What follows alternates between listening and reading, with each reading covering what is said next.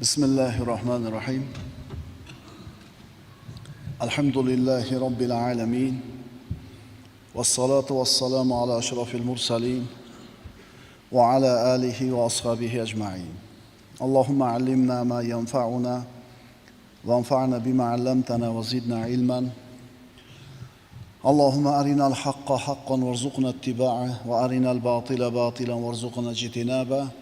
وجعلنا ممن يستمعون القول فيتبعون أحسنه وأدخلنا برحمتك في عبادك الصالحين أما بعد السلام عليكم ورحمة الله تعالى وبركاته بسم الله الرحمن الرحيم savdodagi taqvo haqida suhbat qilmoqchimiz. A'udhu billahi minash shaytonir rojim. Bismillahir rohmanir rohim. Ya ayyuhan nasu zkuru ni'matallahi alaykum. Hal min khaliqin ghayrullohi yarzuqukum minas samai wal ard. La ilaha illa huwa fa anna tufakun. Ey insonlar, sizlarga Alloh ato etgan son sanoqsiz ne'matni eslanglar. Sizlarga osmon va zamindan rizq ro'z beradigan Allohdan o'zga biron yaratuvchi bormi? Hech bir iloh yo'q, magar uning o'zigina bordir. Bas qayoqqa burilib ketmoqdasizlar? Sizlarga osmon va zamindan rizq ro'z beradigan Allohdan boshqa rizq beruvchi, yaratuvchi bormi? Rizq Allohdan. Bir odam meni rizqim kasbimdan deydi. Bu odam dindan chiqib qoladi. Chunki rizq Allohdan desa, bu meni rizqim hunarimdan deb turibdi. Yana bir odam rizqim kasbimdan va Allohdan deydi. Bu odam mushrik bo'ladi. Chunki Allohga sherik keltirib qo'yapti. Mushrik bo'ladi. Endi uchinchi odam nima deydi? Uchinchi odam aytadi, rizq Allohdan deydi. Kasbim sabab deydi. Mana shu odam mo'min bo'ladi. Odam bolasi borki, dunyoda badavlat bo'lishni xohlaydi. Hech bo'lmaganda birovga muhtoj bo'lmaydi deydi. Endi badavlat bo'lish, boy bo'lish shariatda ko'rsatilgan yo'llar bilan bo'ladigan bo'lsa, bu egasiga xayriyat olib keladigan ish bo'ladi. Serdavlat bo'lishni shariatda halol qilingan yo'llari bor. Ana shu yo'llardan bittasi savdogarlik. Agar savdogarlik, birodarlar, shariat ko'rsatib bergan andoza darajasida bo'ladigan bo'lsa, albatta bu savdoda barakat bo'ladi, xayriyat bo'ladi, maqsadiga yetishlik bo'ladi.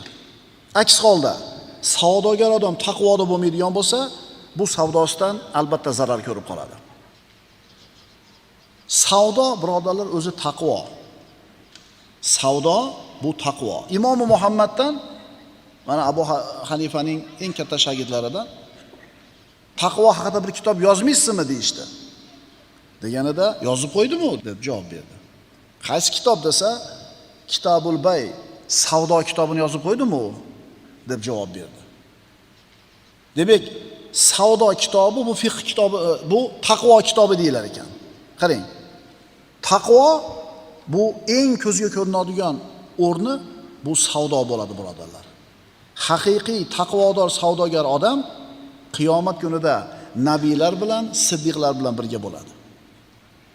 Umar ibn Xattob roziyallohu anhu shuning uchun qattiq talab qilar edi.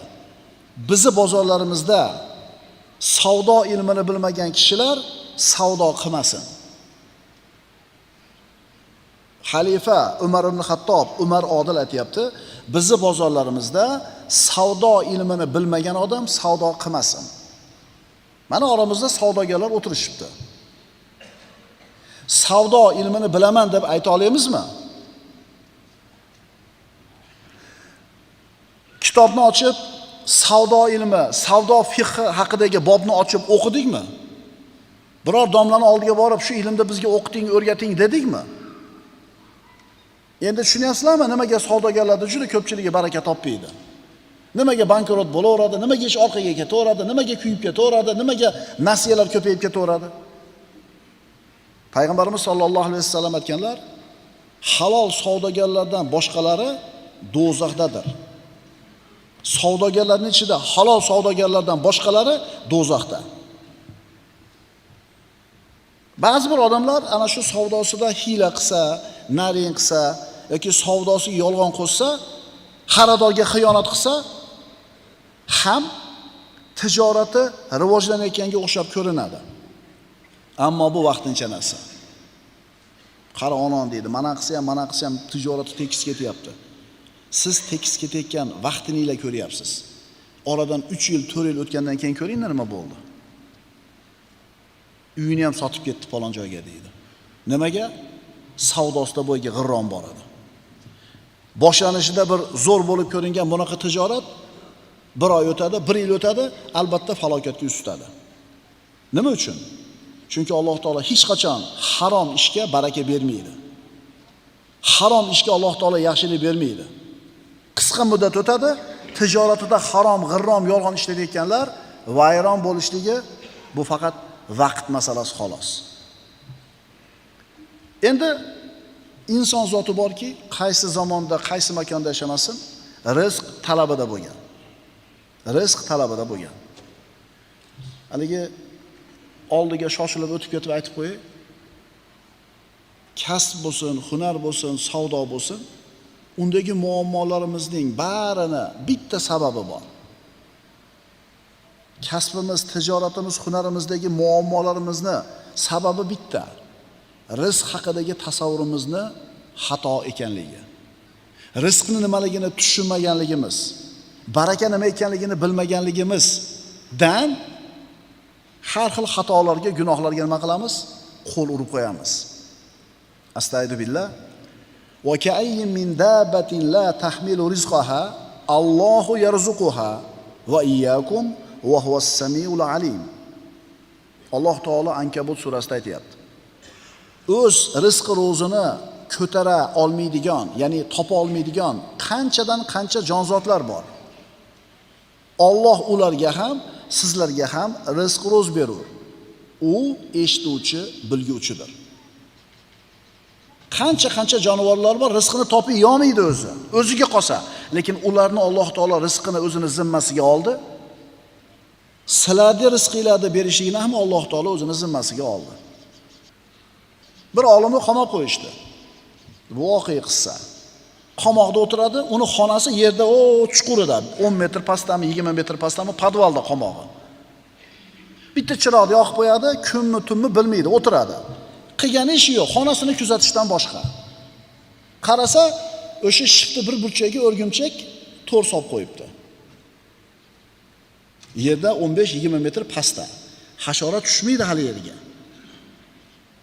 Lekin o'rgimchak rizqini sababi bo'lgan to'rni to'qib qo'yib o'tiribdi kutib.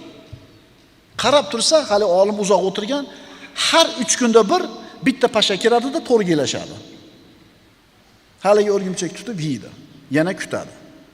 3 kun o'tadi, yana bitta pasha tushadi, rizqini yeydi. Ko'ryapsizmi? U 20-30 metr pastga qaysi pasha tushadi deysiz. Lekin Alloh shu o'rgimchakning rizqini o'zini zimmasiga olganmi? 3 kunda bir tushirib turibdi. Qancha jonivorlar bor. O'zini rizqini topa olmaydi, ko'tara olmaydi, lekin Alloh yetkazib beradi deyapti oyatda. Astagfirullah. Qul man yarzuqukum minas samai val ard qulillah. Ey Muhammad alayhisalom, ayting. Kim sizlarga osmonlar va yerdan rizq berur? Va yana o'zi ayting javob berib, Alloh. Rizq Allohdan birodarlar. Hunarimizdan emas, otamizdan emas, ishxonamizdan emas, shepdan emas, kimdan? Allohdan. Sen tirikmisan? Demak rizqing bor. Agar rizqing tugagan bo'lsa, o'lasan. Shuning uchun musulmon odam o'zini xor qilmaydi, rizq topaman deb, shepga, oshnasiga, qo'shnisiga. Meni rizqim Allohning qo'lida. Seni ishxonangda ishlamasam, boshqa yerdan Alloh rizqini yetkazaveradi deydi. Agar iymoni komil bo'lsa, rizqini Allohdanligiga. To'g'rimi? Shep, meni haydamang, мне нужна эта работа deydi. Menga kerak shu ish deydi. Haydamang deydi. Haydab olsa, 10-etajdan irg'ib yuboradi. Joniga qasd qiladi. Nima uchun? Nima uchun? Bu Koreyada ko'p bo'lar ekan. Uyg'oning aka, sizga deb gapiryapman, ha. Nimaga? Kreditga ham yo'lda olgan, uyi ipoteka, hayotini qarzga sotib qo'ygan, hamma yo'g'i qarz, endi ishxonadan chiqib kelsa, qadam to'laydi kredit, shuncha o'lib oladi. Mo'min odam nima qiladi? Osmon qo'lingizda bo'lsa, shep. O'sha haqida bir dars qo'yuvdim, kommentariyalarga juda ham chiroyli gaplar yozishibdi, o'qib berishdi. Domla, yaqinda menda shunaqa bo'ldi. To'g'ri aytibsiz. Rizqimni Alloh boshqa yerdan berdi. Bittasi aytadi, men 2 yil buni shunaqa qilganman. To'g'ri aytyapsiz, domla. Bittasi aytayapti, men endi qildim. Qarab turaychi, nima bo'lar ekan deyapti.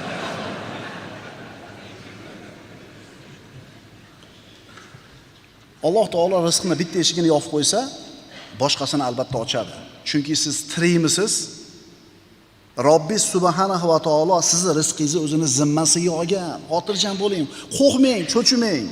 Kursda o'ynashdan ham qo'rqmang, do'konlar buzilib ketadi desa ham qo'rqmang. Sizni rizqingizni Alloh o'zini zimmasiga olgan. Xotirjam bo'ling, xotirjam bo'ling. Rizq nima? Alloh insonga ato qilgan, hadiya qilib qo'ygan har bitta narsa rizq deyiladi. Ki u ato qilingan narsadan inson foydalanadi. Alloh bandalarining rizqlarini kafolatlab qo'ygan. Inson bormi?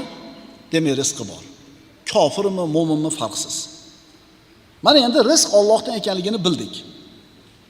Mana shu rizq topishlikda insonlar gunoh, ma'siyatga qo'l uradi. Sabab nima? Bu juda ham muhim savol. Juda ham muhim savol. Javob shuki, odamlarni rizq haqidagi tasavvurlari to'g'ri emas. Odamlarning rizq haqidagi tushunchalari shariatga muvofiq emas. Muammo shunda.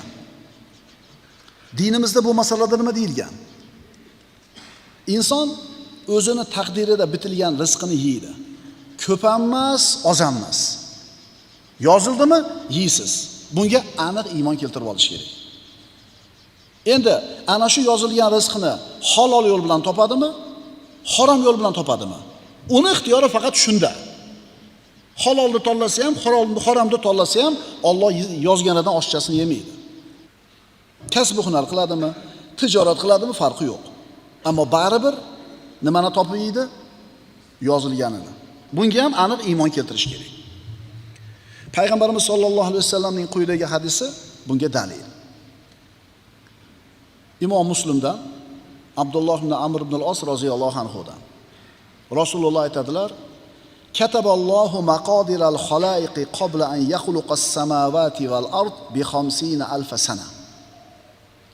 Alloh azza va jalla osmon yerni yaratmasdan 50,000 yil avval haloyiqlarning taqdirlarini bitib qo'ygan. Hali osmon ham yo'q, hali yer ham yo'q, hali hech narsa yo'q paytida 50,000 yil avval dunyoga keladigan hamma jonivorlarni, maxluqotlarni, insonlarni, parranda darandalarni rizqini Alloh yozib qo'ygan. Shunda uning arshi suv ustida edi. Payg'ambarimizning boshqa hadislari. Haqiqatda sizlardan bir kishining, dedilar Rasululloh, yaratilishi onasining qornida 40 kun ichida tomchi suv holatida, nutfa holatida amalga oshadi. So'ngra yana shuncha muddat ichida lahta qon holida bo'ladi. So'ngra yana shuncha vaqt bir parcha go'shtga aylanadi. Necha oy o'tdi? Onaning bachadoniga joylashdi. Nutfa 40 kun qimillamay turdi. Keyingi 40 kunda lahta qonga aylandi. Keyingi 40 kunda bir parcha go'shtga aylandi. 120 kun o'tdi. 4 oy. Endi mana shu 4 oy bitishiga Alloh tomonidan bir farishta yuboriladi. Insonni taqdiriga tegishli bo'lgan 4 ta narsani yozib qo'yadi. Rizqini, ajalini, amalini, baxtli yoki baxtsiz bo'lishini. Rizqini, ajalini. Birinchi yozilgan 2 ta narsa shu. Onangizni qornida siz bir parcha go'sht bo'lib turgan paytda dunyoga erkak bo'lib kelasizmi, ayol bo'lib kelasizmi? Yozildi. Bo'yingiz qanaqa bo'ladi? Yozildi. Rangingiz qanaqa bo'ladi? Yozildi. Sochingiz qalin bo'ladimi, siyrak bo'ladimi? Yozildi. Ovozingiz qanaqa bo'ladi? Ko'zingiz qanaqa bo'ladi? Quloqingiz qanaqa bo'ladi? Va qancha rizq yeyishingiz ham yozib qo'yildi. Xotirjam bo'ling. Shu yozilgan rizq tugashiga ajal keladi. Demak, iymon keltiraylik birodarlar. Biz dunyoga kelishimizdan avval hal qilib qo'yilgan. Endi ana shu rizqni qanaqa yo'l bilan topishlik bizning ixtiyorimizda va qanaqa qilib topish kerakligi shariatda ko'rsatilgan. Talabni chiroyli qilinglar. Birodarlar, yaxshilab bilib olaylik shu narsani. Yozildimi? Tamom. Banda uni qo'lga kiritadi. Payg'ambarimiz aytadilar: "Inna ruhul qudusi nafasa fi raw'i." Albatta Ruhul Qudus, ya'ni Jabroil alayhissalom meni fikrimga shunday narsani pufladi. Ya'ni shunday narsani xayolimga olib keldi. Anna nafsan lan tamuta hatta tastakmila ajalaha va tastawiba rizqaha. Albatta bir nafs, jon ajali yetmagunicha va rizqini to'laligicha olib bo'lmagunicha o'lmaydi. Tushunarlimi? Rizqini yeb olmagunicha, ajali kelmaguncha o'lmaydi. Rizqini yeb olmadimi? Demak, hali ajali kelmadi. Wala yahmilanna ahadakum istibta'ur rizqi an yatlubahu bi ma'siyatillah. Sizlardan biringlarni rizqi kechikishligi Allohning ma'siyati bilan u rizqni talab qilishlikka olib borib qo'ymasin. Fa innalloha ta'ala la yanalu ma indahu illa bi ta'atihi. Allohdan taqvo qilinglar. Rizq talabida chiroyli yo'l tutinglar. Sizlarni bittanglarni rizqi kechikishligi uni ma'siyat bilan talab qilishga yetaklab qo'ymasin. Chunki Allohning huzuridagi narsaga faqatgina toat bilan erishiladi. Bir odam ishlayapti, ishi yurishmayapti. Harakat qilyapti, pul ko'paymayapti. Qo'yingki, qo'li kalta. Rizqi tang bo'lib turibdi. Rizqi keng bo'ladigan payt hali bo'lmadi-da. 40 ga kirganda kelar edi, 45 ga kirganda kelardi, yozilgan edi. Ungacha shoshilib ketmanglar. O'sha boyiyman deb, katta pul topaman deb haromga urmanglar. Yozilgan kunda bo'ladi. Ungacha sabr qilinglar, haromga kirib olmanglar. Sizlar haromga kirganinglar sizlarni boyitib qo'ymaydi. Taqvoda turganinglar sizlarni kambag'al qilib qo'ymaydi. Rizq bor. Erta bermaydi boylikni bandalarning ko'piga va bunda juda katta hikmat bor. Tasavvur qiling, 25 ga kirgan savdogar birdaniga katta boyib ketdi. Nima bo'ladi? O'zini tuta olmay qoladi, elolab qoladi va jumonmay o'tib ketadi, nazardan qolib. Endi 40-45 ga 50 ga kirganda bersa-chi u davlatni. O, domla 40 dan keyin beradimi endi bo'lmasam? Nima qila olasan? Nima qila olasan? Bermasa nima qilasan 100 ga kirganingda ham? Kim ishi u? Seni ishing bunday qilib, halol bo'lib, mehnat qilib, nima qilish? Kutish. U yoqqa kim ishi? Xo'p, demak, payg'ambarimiz aytibdilar, albatta Ruhul Qudus mening fikrimga shuni pufladi. Albatta bir nafs, jon ajali yetmagunicha va rizqini to'laligicha olib bo'lmagunicha o'lmaydi. Bas Allohdan taqvo qilinglar va rizq talabida chiroyli yo'l tutinglar. Sizlardan biringizni rizqi kechikishligi uni ma'siyat bilan talab qilishga yetaklab qo'ymasin. Allohning huzuridagi narsaga faqat toat bilan erishiladi. Aqulu qawli hada va astaghfirulloh li va lakum. Innalloha va malaikatahu yusalluna alan nabiy. Ya ayyuhallazina amanu sallu alayhi va sallimu taslima. Vassalomu alaykum va rahmatulloh.